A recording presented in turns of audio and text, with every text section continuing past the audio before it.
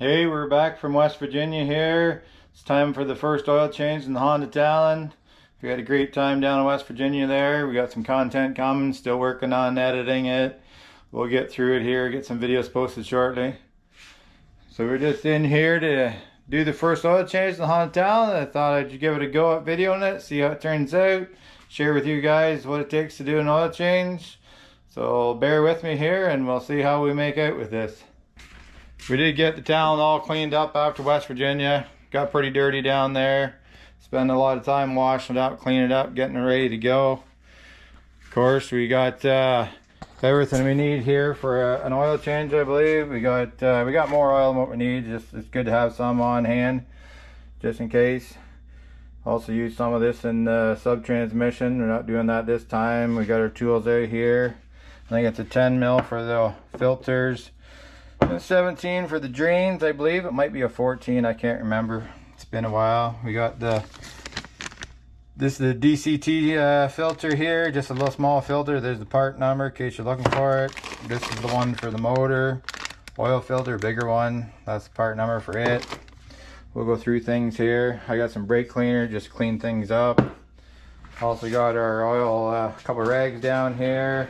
Our drain pan all cleaned out so we can see if anything interesting comes out in the drain. So we'll get set up here and get organized and we'll go to it.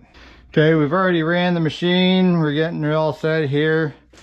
We'll pull this cover off here. This is where the fill thing is for the oil. That's your fill spot for your oil right here. Of course, your air box. We'll set this piece out of the way. Of course, I found a good use for the System 3 beadlock boxes there. I use them. I like to use them more than once, so I use them to lay on the floor to climb underneath here. Better than laying on the cement floor. Now we'll get our tools organized here and we'll go down underneath and see if we can find the two drains on this. A little extra light is always nice. We're going after this drain plug right here. Let's see what we can do with it. Apparently we need a shallow socket.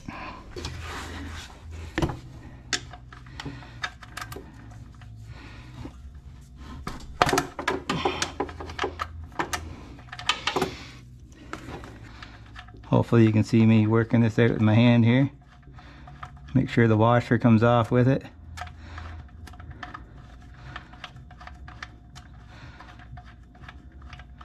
We did warm the machine out so the oil is nice and warm. And there we go. Let her drain. Oil looks not bad.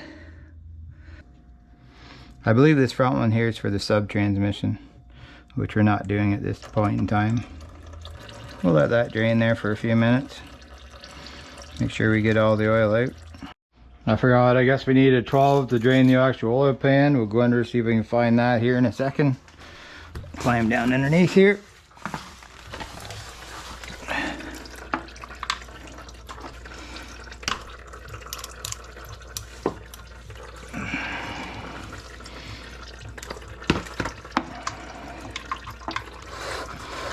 Make sure we got our oil pan lined up here.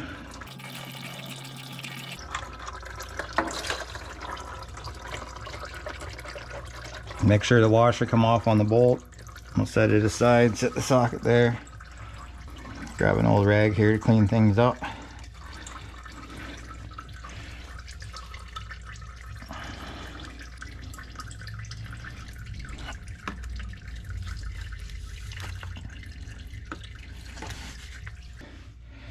Next up, as I do again, nice little piece of cardboard here. We'll put it down under here. It just, when we pull these filters, here, this here will run down in your skid plate and make a mess. Guys will pull the skid plate off. I found just sticking a piece of cardboard in here. Get it sitting the right way here and it'll make it run off down into the pan. Makes things a lot neater, cleaner. Don't get oil on the skid plate. Something like that there. The oil will run down under our oil pan. Once the other's done draining there, we'll slide the oil pan over and get set up here. Now that it's all done draining, we'll put the drain plugs back in. We'll go back down underneath here. This hole in the skid plate here is where the oil pan goes. Let's see if we can get a light set up here to show you guys a bit better. And that should do the trick.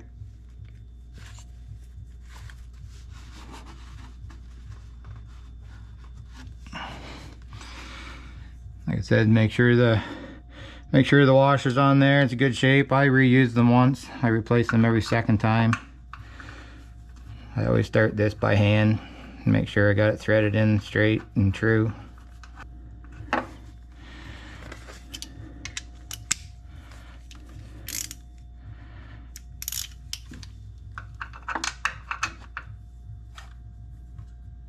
And of course we tighten it up. Not too much, doesn't take much to keep it tight. That takes care of that one. We'll move around. The other one's up through this hole, but we did it from the side. So I'll move around to the side there and we'll get it back in.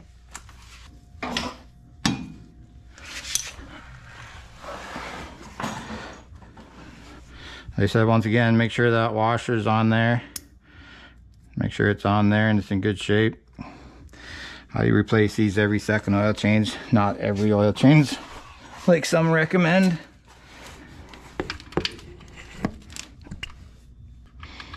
And again, start it, make sure it's going in good, not cross threaded.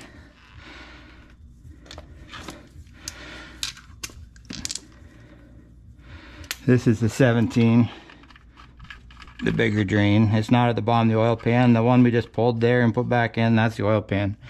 That'll get all the oil out.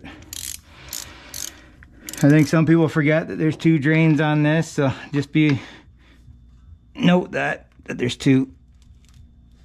Tighten that one up.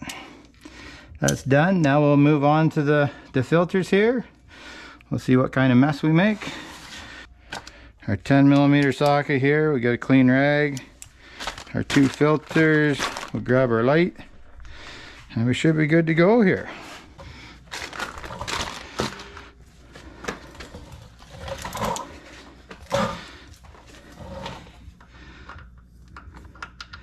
We got three 10mm bolts to take the motor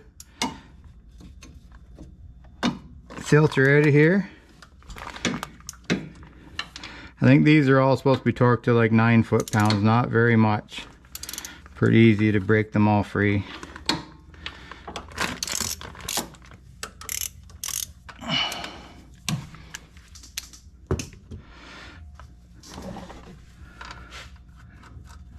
I'll just use the socket and spin the bolts out here.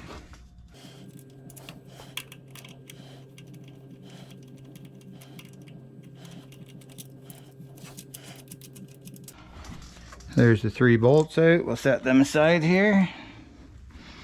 Set the socket aside. Now there is a spring as well as this filter in here, so be ready for a spring to come out too. I just try and turn this a bit. And usually that'll get it so that I can grab the ears here and work it. Guys will stick a screwdriver in, but I don't like marking the case up. And that's why we put the cardboard there. Like I said, don't lose this little spring. Very important piece. I'll set this stuff aside right now. Grab the wire, wipe your hands off here. We'll grab our socket and we'll do the DCT one now.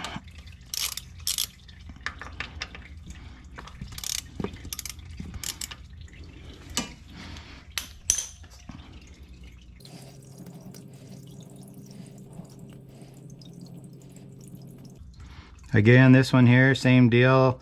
Smaller filter, but it does have that spring on it, so be ready for that spring. Don't drop it in the oil. Can use a magnet to get it. I've done that many times.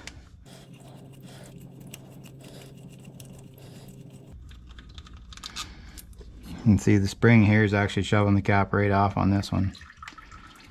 Grab your spring, set them aside here.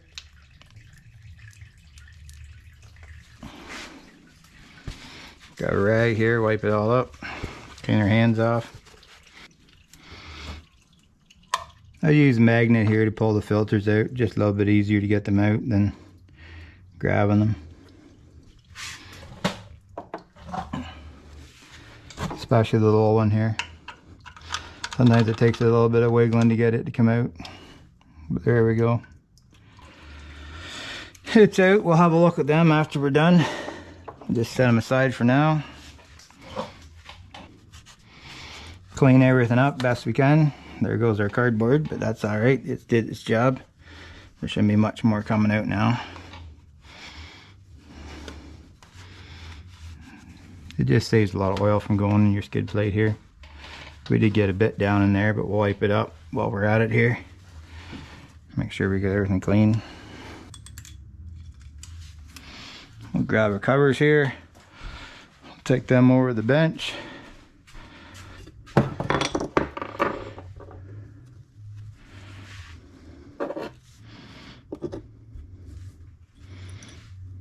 Both springs are there.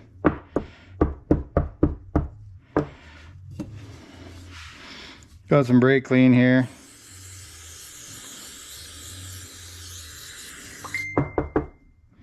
Just use it to clean things up.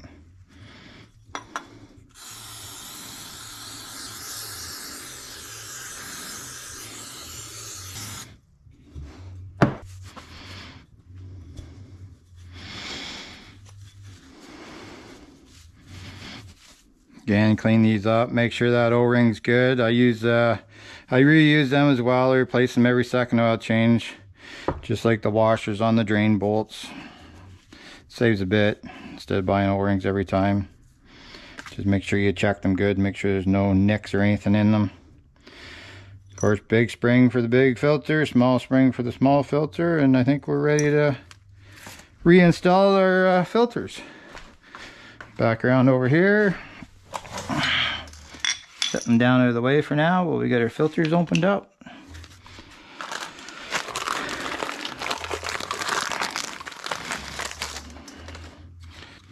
There's our new filter there. It does say on it oil side, or the outside says on it, so you don't put it in this way. The rubber seal goes in. Give this one more wipe in here before we install it. So we got our cover, our 3 bolts here as well. We'll set them on the tire, have them ready to go. Make sure that's centered up in there. Give it a little twist and make sure you're in the right spot. Like I said, you do have the spring here as well to go on.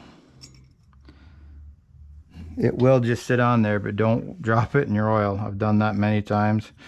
I do put the engine label to the top. I don't think it matters, but it's just my own personal preference. And you should be able to get that to go on there. Grab your bolts, get them started. I give it a little twist while I shove it in to get the seal to pop in through there, that O-ring. Just do these up finger tight for now.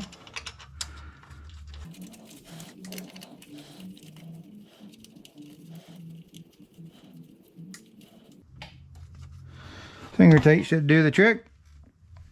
Once again, we'll give this one a wipe. Make sure the sealing surface is all clean. Grab my cover, my 2 bolts for it.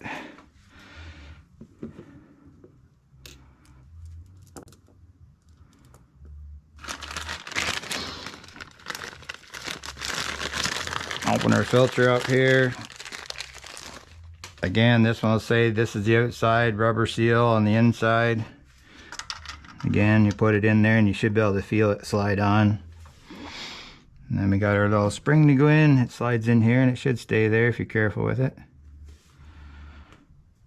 And again, I do put this at the DCC is to the top.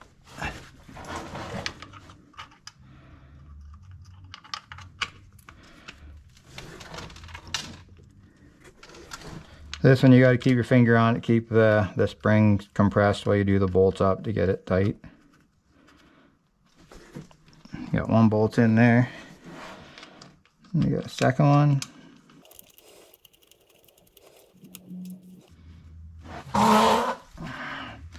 And that's that. And like I said, these are supposed to be, I think, 9 foot-pounds on these. I've done enough of these that I kind of got a feel for it, that I know how not to over torque them, but they don't take much.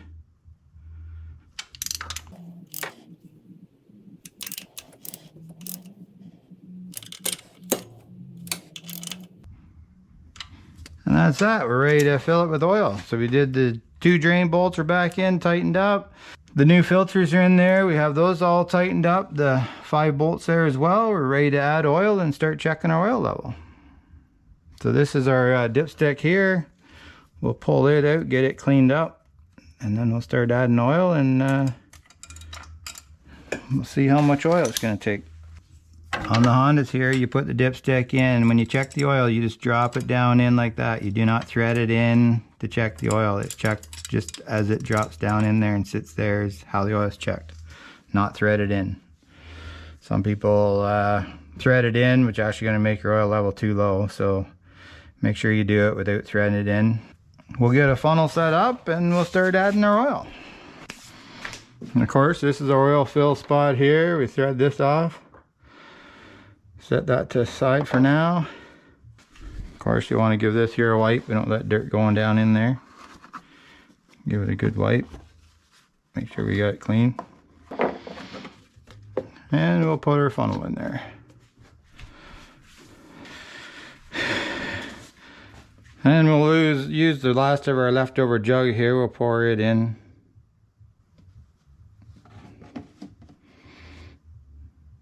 We'll let that run down in there while we clean up and put some tools away here. Get our bags. We got our old filters here. Like I said, we'll do a quick look on for any metal flakes or anything. There might be, with it being its first oil change and everything, but they look good. Let them drain out there. We got some of that oil in there. It's pretty much drained out. We'll grab the next one.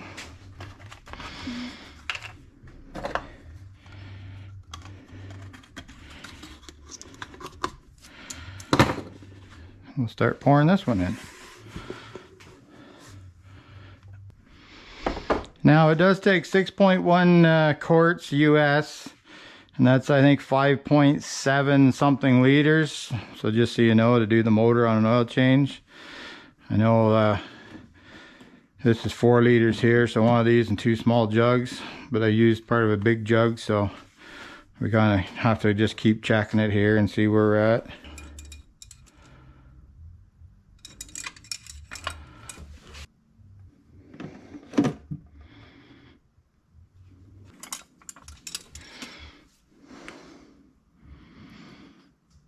Now we're getting close, which is good because I only got this one little jug left, so.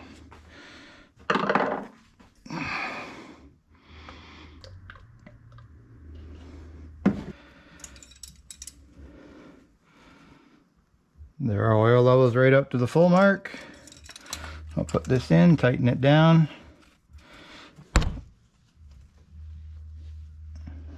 Of course, make sure the O-ring's good on that as well. You don't want water getting in your motor that way. It's a pretty simple way to have water get in. Pull this out of here, stick it in there, let it drain back into the bottle. Put the fill cap back on, make sure it's nice and tight as well.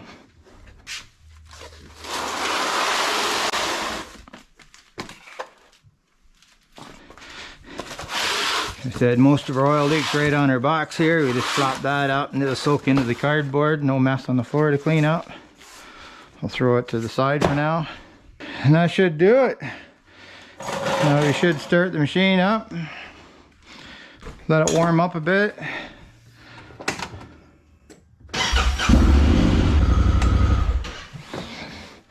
They say to let it warm up a little bit like that and then wait, I don't know, I'll say 5 minutes or so. Double check the oil level, should be good. Of course, make sure you got no leaks underneath here. There might be a bit dripping out from the skid plate, but that's okay. That's just what we spilt. So like I said, we check it one more time after it's sat for a couple minutes after running it. Pull the dipstick out, clean it off. Like I said, don't screw it in. Check it without it screwed in. And yes, see, we need to add some more oil yet, so. Which kind of normal. You fill those filters up with oil, then it requires a bit more. That's why we double check this. Grab our jug and our funnel again.